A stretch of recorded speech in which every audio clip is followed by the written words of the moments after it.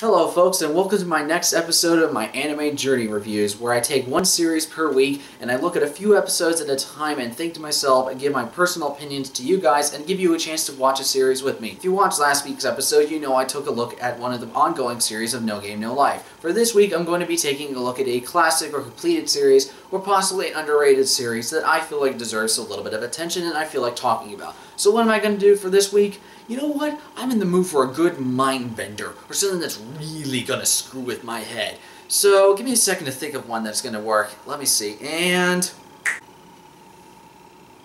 that'll do it. Now, Serial Experiments Lain follows a young girl by the name of Lain, obviously, who's in 8th grade and just tries to get used to the idea of computer technology. Computer technology is sort of on the rise. People are still getting used to the whole wired world of the internet and social groups and trying to figure out what this newfangled technology is all about. And then by the time that the story begins, we see Lain going into school and there's this so-called prank email going around of this sort of young girl who took suicide, and yet somehow after her death people are still getting emails from her, so they think it's a prank call. And then Lain goes in, receiving this email, looks at it and she starts slowly becoming more curious about the so-called wired world. And then her father points out the idea that everyone sort of uses the wired as a means to stay connected, which makes the story a little bit more interesting, a little bit more mind-bending. And then from there, the entire series starts slowly taking a turn for the more bizarre and the more creepy and more,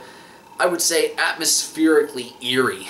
One of the things I love the most about the first 3 episodes of Lain is how it always seems to get progressively more bizarre and more bleak. I mean, when you first see Lain's world, it is like nuclear fallout light. It is so bright in terms of its contrast to its light and darkness. It's almost as saying that there is this sort of divide between the worlds, and seeing like there's the world that normal Lain lives in which she's this really quiet, almost minimalistic in terms of her talking and her language, how she really barely talks to anybody in the world, and how they barely even talk to her. And then there's the world of the wired Lain, where it seems like she takes on a personality completely opposite of that of her own, and it makes it really interesting, to the point where not only that, but we start seeing Lain hallucinate, to the point where we as the viewers don't even realize if we're hallucinating ourselves or if Lain's just the one who's hallucinating.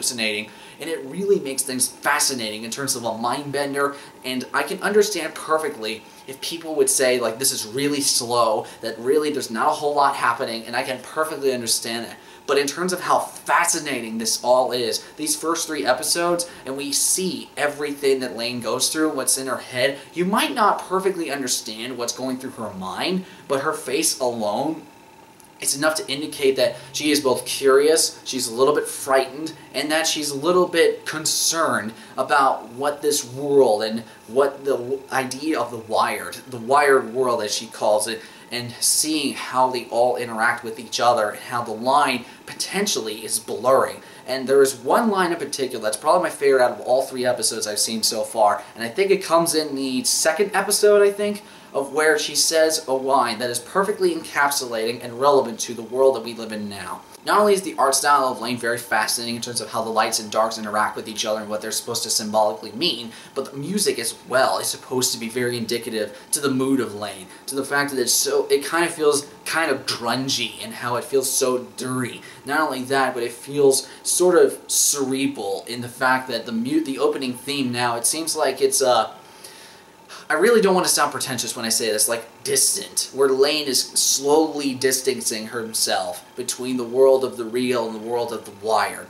But once we actually see this, we'll have to see the next few episodes in order to really see how much does this rabbit hole really go for Lain, and whether she's going to lose her mind or potentially become a different person entirely. So guys, I hope you enjoyed this little dive into Serial Experiments Lain, what I personally thought of it. I hope maybe you found it a little bit fascinating to check out the series for yourself. Also, tune in next week for another episode of Anime Journey, where I take a look at a more shits and giggles series with High School DxD. Not only that, but tune in tomorrow in case if you're curious for my part 4 of Bayonetta Let's Play. Not only that, but I have 2 other videos that are obviously for this week. Hopefully I will have a E3 perspective video in terms of my favorite announcement, possibly do a countdown video, maybe my top 10 announcements of E3 or top 10 things regarding E3, as well as, and I realize that this is coming out very shortly, my 100th episode. I hope you guys will enjoy that, and if you guys want a possible clue as to what that might be, I'll give you one.